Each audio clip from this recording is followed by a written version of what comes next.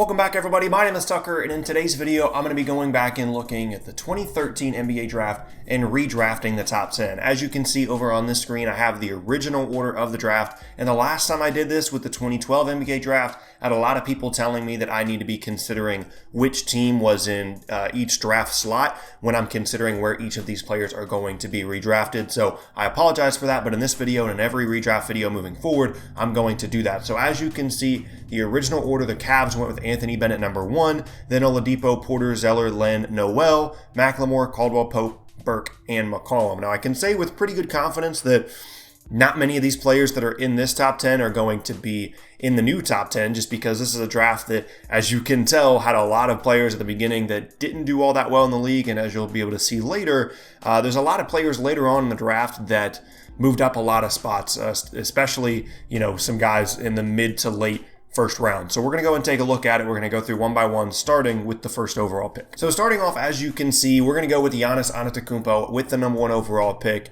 for the Cleveland Cavaliers. You can see at the bottom the player pool that I have. There's really only like 10, 11, 12 guys that were in consideration for this top 10, because even though it's a fairly deep draft, it's not an overly talented one. There's some really, really good players at the top and within like the top 6 or 7, but beyond that, it gets a little iffy. But Giannis is obviously going to go first overall. Originally, it was Anthony Bennett. He did basically nothing with the Cavaliers and then ended up as kind of a throw-in in the Kevin Love trade for Andrew Wiggins later on. But this would just be a crazy scenario if Giannis was on this Cavs team. This is one full offseason before LeBron ends up coming back to the Cavs. So Kyrie is there, then you'd have Giannis, and then LeBron James as well for the Cavaliers. And then whether or not they make the trade for Kevin Love, I'm not sure. Now, the other thing to consider is you don't know if Giannis is going to develop into the kind of player that he is now, where he is the MVP favorite at this point, very likely to win the MVP this year based off all the odds that I've been seeing floating around.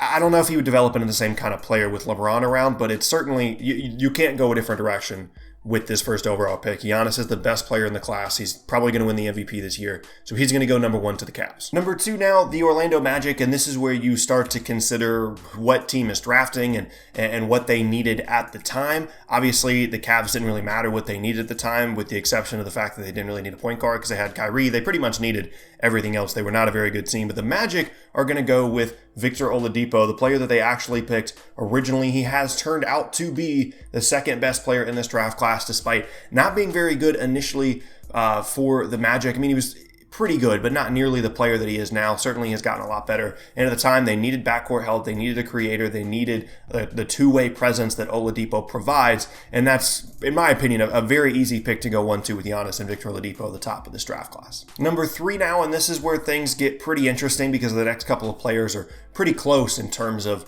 their talent level and how good they are. But the Wizards are going to go with Rudy Gobert with the 3rd overall pick. He was originally, I think, like the 27th pick, so this is a huge jump for him, which we're going to go over at the end. The Wizards already have John Wall and Bradley Beal. In the original draft, they did pick Otto Porter Jr. for some help on the wing, but in my opinion, Gobert is going to end up being a more valuable player for them, someone that pretty much gives you everything you would want at the 5 spot from a defensive and a rebounding perspective, which is something that the Wizards have needed for a long time. Now, soon after this draft, they did trade for Marcin Gortat, and he was their 5 for a while. But Rudy Gobert is a much better player than him, and not anything against Gortat. It's just his defensive presence is so much bigger and would be a really good fit alongside John Wall and Bradley Beal and ball screens and things like that. And then they could find wing help in other ways. So Rudy Gobert is going to be the 3rd pick in this draft. Number 4 now for the, at the time, Charlotte Bobcats. They originally went with Cody Zeller in this spot, but to create a really nice backcourt tandem alongside Kemba Walker, they're going to go with CJ McCollum, someone that can score, someone that can play on and off the ball.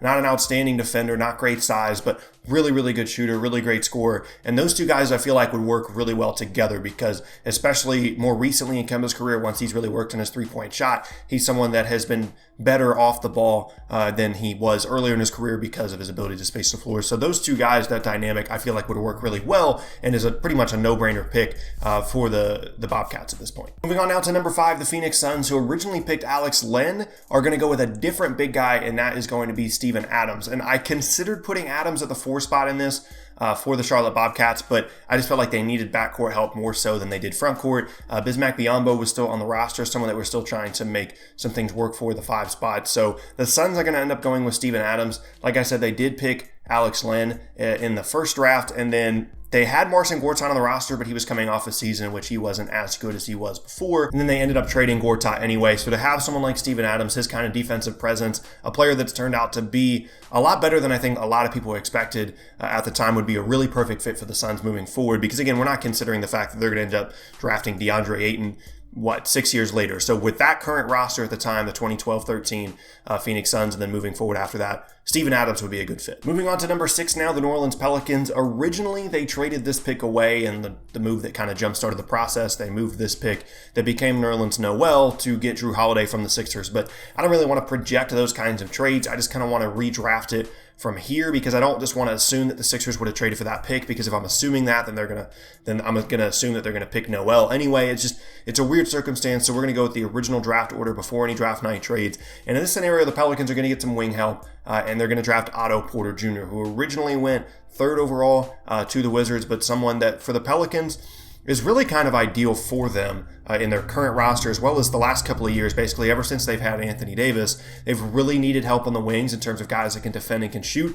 And whatever you say about Otto Porter's contract and how he started the year with the Wizards, he's been much better with the Bulls since he was traded, and is just someone that fits and fixes a lot of things about that Pelicans team around Anthony Davis. And then they'll have to obviously end up finding some point guard help, but there's not really a top tier level guard at this point in the draft that you would expect to see the Pelicans pick over someone like Otto Porter Jr. So he's going to go 6. Number 7 now, and you can see in the player pool that I have left, there's only 4 guys left for the last 4 spots, and they could really go in whatever order you feel like, depending on what you felt like each of these teams needed at the time. But I'm going to go with Tim Hardaway Jr. for the Kings at number 7, just because he's someone that can shoot and can score. Has had a really good statistical season in terms of per game scoring for the Knicks this year, and originally they drafted Ben McLemore, so kind of in the same vein of a 2 guard that can shoot and can create. Not an outstanding defender, but someone that is at least going to be able to provide them some spacing moving forward for them. And again, it's clearly something that they were looking for at the time, because they drafted Ben McLemore. So 7 is going to be Tim Hardaway Jr. Moving on now to number 8, and as you can see, we have Kelly Olynyk, Mason Plumlee, and Dennis Schroeder, the last 3 players. And Plumlee is not going to go to the Pistons just because they just drafted Andre Drummond the year before. Dennis Schroeder probably not going to go there either. So we're going to go with Kelly Olynyk just to play the 4 spot, to provide Andre Drummond some spacing, someone that can provide versatility on the offensive end at the 4 spot. Obviously, it took him a little bit for his career to get to where it is now with the Heat. Had some up and down first couple years with the Celtics, but ended up obviously signing a big contract with the Heat, and is very valuable to them as a shooter and a floor spacer. And I feel like that would just fit really well with what the Pistons would have liked to do around Andre Drummond, make him a centerpiece pick and roll threat, offensive rebounder, finisher inside, surrounding him with shooters, and Kelly Olynyk would fill that role at the 8 spot. Moving on now to the number 9 spot, and this is going to be Dennis Schroeder going to the Timberwolves. I understand that this was originally Trey Burke, and he was traded to Utah and all that, but I'm just going to go off the basis of what that team needed at the time, and they still did need a point guard, despite the fact that they'd spent a ton of picks on point guards a couple of drafts prior to this. They had Ricky Rubio still. He was having some injury issues, really didn't know where he was going to go. And Dennis Schroeder, even though, he's with the Thunder now, he's a 6th man. With the Hawks and Thunder, he has been a viable starting point guard at times for the Thunder and full-time for the Hawks last year. Still not a great shooter, but as a creator, as a mid-range scorer, and getting to the rim, getting to the free throw line, he's still very, very good. He's not an all-star level point guard, but once you get to this part of this draft, this is really the best that you're going to be able to do, as someone that can fill the starting point guard role for a good team, an okay team moving forward. And number 10 now with the Trailblazers is going to be Mason Plumlee. Again, this is a team that had been looking for help at the 5 spot, especially once LaMarcus Aldridge left. They needed help in the front court. They ended up getting Yusuf Nurkic down the road because they traded their pick that became Rondae Hollis-Jefferson for Plumlee from the Nets. But he's someone that now with the Nuggets is a really, really good passer, can actually push the ball a little bit in transition, as a good defender, just provides a lot of versatility, not necessarily a shooter, obviously, but someone that you can just kind of plug into the 5 spot and move forward from there with Damian Lillard. At the time, obviously, they got CJ McCollum, so that's a downgrade for them to not end up with CJ and end up with Mason Plumlee, because they don't have that dynamic backcourt of Lillard and McCollum, but it's still a good pick for them. And really quickly, just recapping the redraft, at number 1, we had Giannis, who went up 14 spots. Oladipo didn't go anywhere. Gobert went up 24 spots. CJ went up 6. Steven Adams plus 7. Otto Porter actually went down 3. Tim Hardaway Jr. plus 17. Kelly Olynyk plus 5. Schroeder plus 8. And Plumlee plus 12. So Gobert is our biggest mover in the redraft, followed by Tim Hardaway Jr., followed by Giannis. And yeah, there you have it. That is going to be the end of this 2013 NBA draft redraft. If you have your own opinions on who should have been where or gone to which team, please feel free to share those down in the comment section below, and I'll absolutely take a look. Thank you guys so much for watching. I hope you all enjoyed today's video. Once again, my name is Tucker. If you missed any of my previous videos, then be sure to check out the boxes on screen. Thanks again, and I'll see you all next time.